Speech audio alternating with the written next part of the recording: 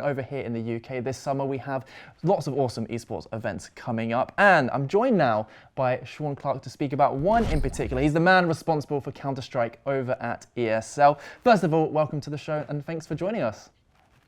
Hey, it's an absolute pleasure to be here. Very happy to. Oh, thank you so much. Well, look, we're just weeks away from the start of the ESL Premiership Autumn 2023. Now, just speak us through what this competition is for people who maybe might not be aware. Yeah, sure. So the ESL Premiership is a Counter-Strike tournament first and foremost, and it's been established since I think back in 2015. So it's been running for a while, and it's on its 20th edition upcoming.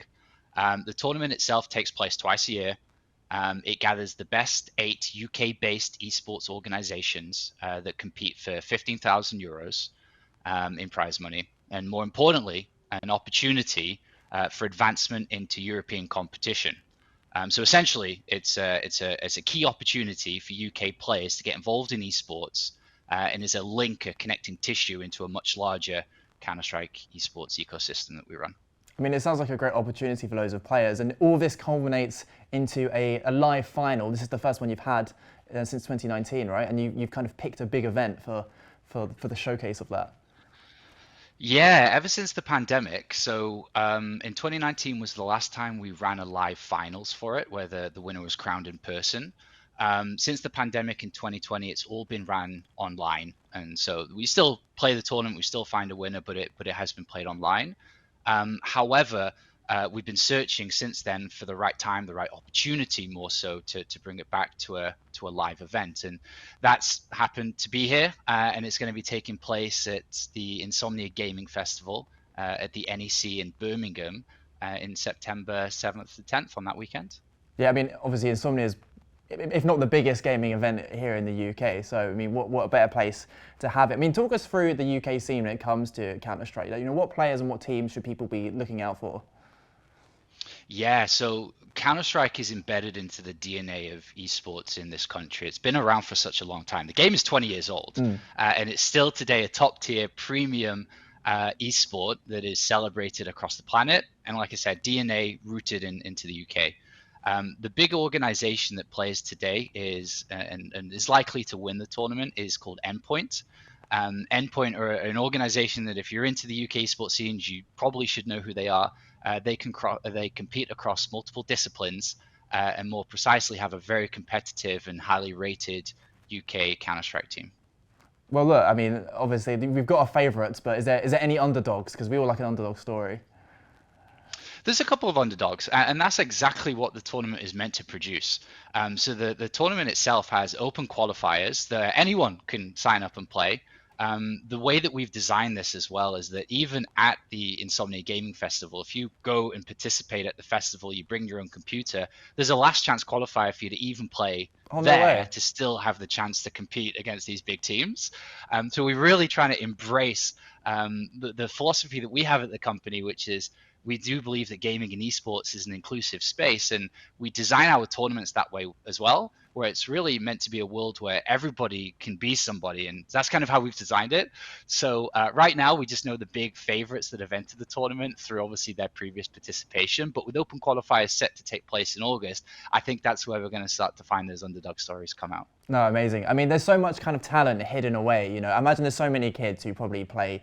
You know, I remember back in my school days and having all the time in the world to play these games, and through that time you develop like some serious skill. I mean, we've been seeing in the esports scene recently about, you know, there's been struggles with revenue, and quite often that leads to cuts in like the amateur scene. And we've seen kind of in League of Legends, for example, all these kind of disruption to the Challenger League.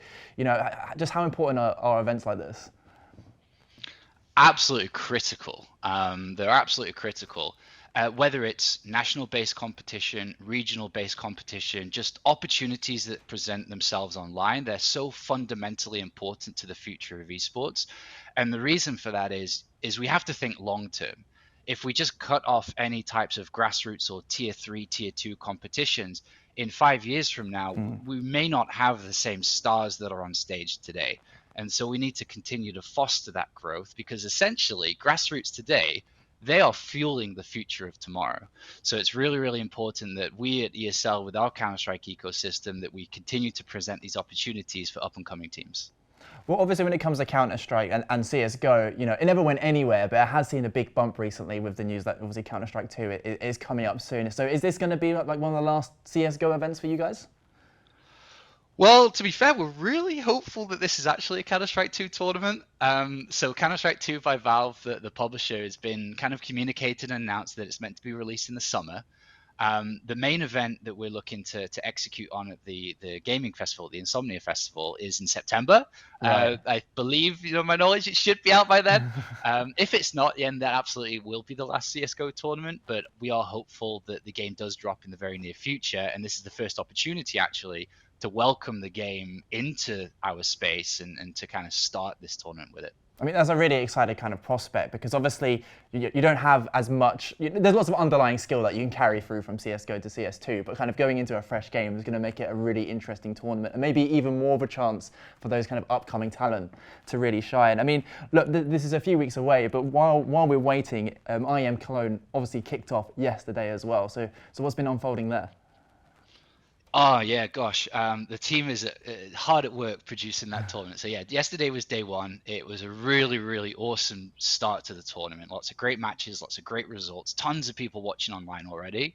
I think we are actually live with day two right now. Nice. And so that's going on, and we have tournament matches now for the next 7 days before next weekend, August 3rd to 5th, I believe it is next weekend. We'll be opening the doors to the Lanxess Arena in Cologne. Where we're hoping to have over 10,000 seats and butts that are going to be there watching the top tier upper echelon of Counter-Strike esports. We'll be looking to crown the summer world champion, the summer #1. Man, I do love events in those kind of big venues. You really can't beat the atmosphere. Well, look, all the best with IEM Cologne. Obviously, we're really looking forward to the Autumn Premiership as well. Best of luck with both those events, and thank you so much, Shaun, for taking the time to speak with us. My pleasure. Thank you very much.